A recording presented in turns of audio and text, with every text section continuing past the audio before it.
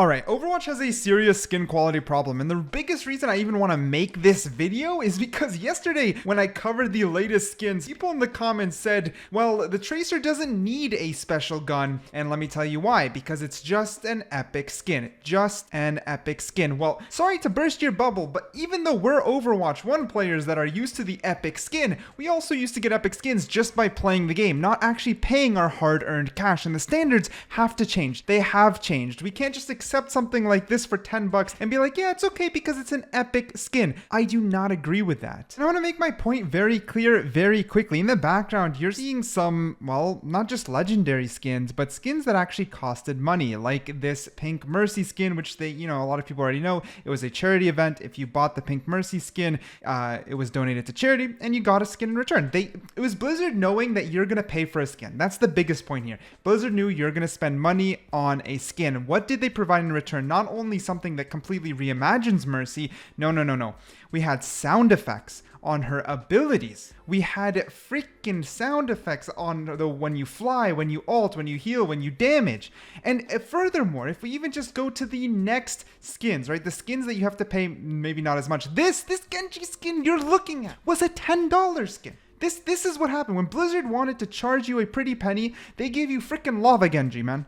Freaking Lava Genji, because they were aware that spending real money means they have to up the ante. I mean, this is just basics to me. This is just basics. I fully expected, or at least I was hopeful, that when Overwatch 2 changed its monetary system, right, we would get paid skins that were high quality. This is another Tracer skin that cost 10 bucks, and it is one of the best Tracer skins because they know that you had to pay a pretty penny. It reimagines the character. It at least gives them some effects, let's say in the terms of Pink Mercy, because it was more than $10. But still, look at this Tracer. Look at these freaking beautiful guns that Tracer is holding.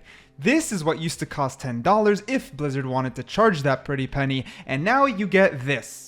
Hopefully I'm making some sense, but the examples kind of continue to go, right? Like stuff for BlizzCon, they knew you had to spend for a ticket. Of course, the value of the ticket isn't $40. So even though it costs $40, these skins aren't worth $40 because you literally got to attend BlizzCon or BlizzCon online, right? Instead, these skins are just a bonus, but still, Blizzard wanted to put it as an incentive to spend money. And these are the quality of skins you did when real cash was involved, from Pink Mercy to the freaking All-Stars to this. It is consistent with the Overwatch 1 team that, paying money equal top tier skins. And I would have loved to see at least epic skins be the same quality as old legendary skins, and then new legendary skins should be like the freaking RGB Diva. You gotta beat drop when it ults. This is the type of stuff we need, and it's a first person game, so at bare minimum, epic should still have some sort of form of gun revision, in my opinion. Like, look at this Roadhog skin, right? This is an old legendary, and it was okay because it makes sense. I didn't have to pay for it, you know what I mean? I could just play the game. But if I wanted to pay for this Roadhog skin and it doesn't have any other effects, it's just a redesign of Roadhog with a new gun at the first person perspective, then they should have just made it $10. That would make sense. Old legendaries should be new epics. I am really gonna push that. I think that is 100% what should have happened. And then new legendaries should be of the quality of old paid skins, stuff like Pink Mercy that adds effects, sound effects, not just visuals, and especially first person effects.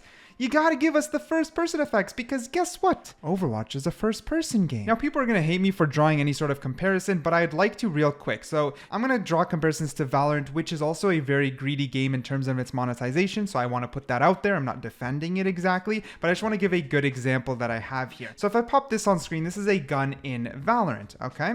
Now, if you pay $17, what you get is a revision of this gun that completely changes and alters its sound effects, its animations, its reload, everything changes, and it comes with different colors and variants. And this setup, right? This setup really makes an impact on the first person experience. Having some sort of unique animation, sound effects, and visual design is what will make that money worth it. And let me explain why. Because let's say I'm a Roadhog main, right? I think I'm okay at Roadhog. I enjoy playing Roadhog.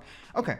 Now, instead of just a basic skin, which I've gotten Overwatch 1 just by playing and feeling sour, instead if they upped the ante, let's say with the Cyborg skin, and gave it way more effects, like when I heal, I get the smoke around me, or I have a really unique reload where instead of it popping down and then just coming out, like it has some sort of automation to it. It could have done anything. They could have quite done anything. And before people get afraid that it messes with competitive integrity, Valorant is a tactical shooter, and if they could figure it out, there's no way in a million years this chaotic yet beautiful game of Overwatch can't figure it out. Like, let's just be honest there. And overall, I gotta say, it's just completely disappointed. I'm covering the shop basically every week at this point with videos, and when I get excited to look at what they're gonna provide, and we get, let's say, the Mime Moira skin, which just has nothing going for it, it's ridiculous. I've seen some people say, well, it's just because it was a Moira skin, but I mean, we have this Halloween Moira skin, and this one looks fantastic, you know what I mean? Like, it's not bad, you know what I mean? Like, at least it redoes the character quite well, but instead, we just get some face paint, a little bit of a overdue on the clothes, bada bing, bada boom, $20, please. Come on, man, come on. No way I'm saying something wrong, right? You guys understand where I'm coming from. And I'm also going to speak about missed opportunity. The Cyberpunk Hanzo skin is genuinely a nice looking skin for Hanzo. If you like the theme and you like Hanzo, this will appeal to someone. This really does appeal to someone. But then if you look at the first person perspective of it, it is severely disappointing. And there is no audio that I need to play because guess what?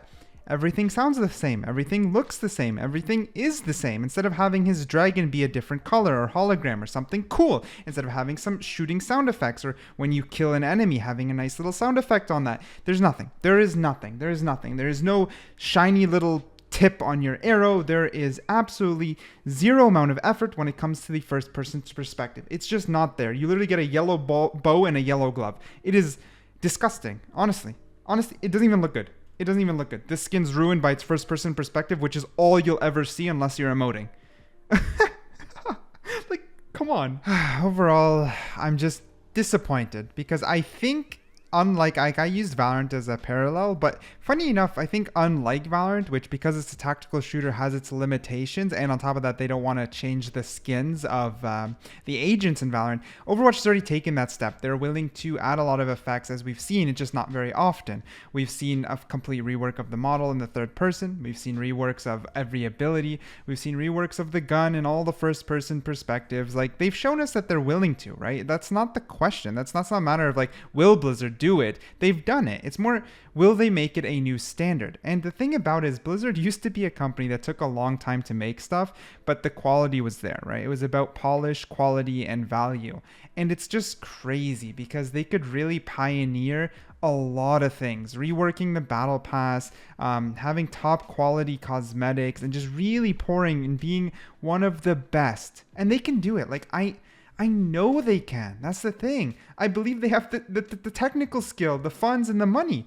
It's just greed.